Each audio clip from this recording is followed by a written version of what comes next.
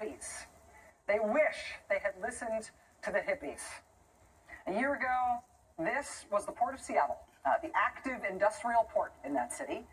And the hippies, I mean that as a term of endearment, the activists, you see there in all these brightly colored kayaks and little boats, the activists were there to give Royal Dutch Shell what turns out to have been some really good advice. The reason the activists had all those little boats out in the industrial port of Seattle was to try to block a giant drilling rig that Shell wanted to send up to Alaska to start drilling the Arctic. Shell has tried several times to drill the Arctic. They have screwed it up over and over again. In so doing, they have basically proven that even the biggest, best resource, richest, most aggressive oil company on the planet has no idea how to safely drill the Arctic. But they tried. This time last year, maneuvering around all those zillions of protesters, they did get their rig into Seattle for work at that port. A month later, they managed to get that rig out of that same port, again, past another flotilla of protesters who were out there telling the company, basically, don't do it, don't try it, it's not even worth it, you don't even know how to do it. Then the month after that, it was the icebreaker for that Shell drilling trip, which only got out of Portland by the skin of its teeth, as more protesters dangled off a bridge and rode alongside it and tried to stop it. The activists again saying, don't go, don't do it, don't try it, it's not worth it. But, you know, Shell put on a brave face.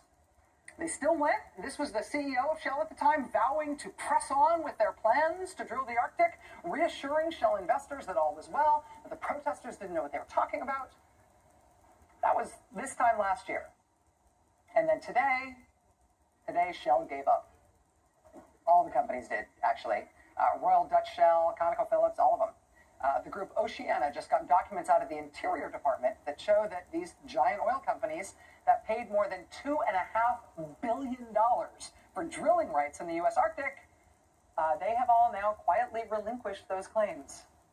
After Shell braved all those protesters last year in order to go ahead with its nearly $8 billion mishap-marred quest for Arctic crude last year, they've now just decided to eat that expense, to not try again, and to give up the Arctic drilling rights that they paid billions for, literally billions of dollars wasted down the tubes for Shell. The Arctic isn't going to get drilled. No oil company knows how to do it.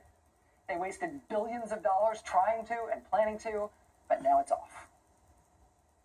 Should have listened to the hippies, you guys. Seriously. They were right. Would have saved you a bundle.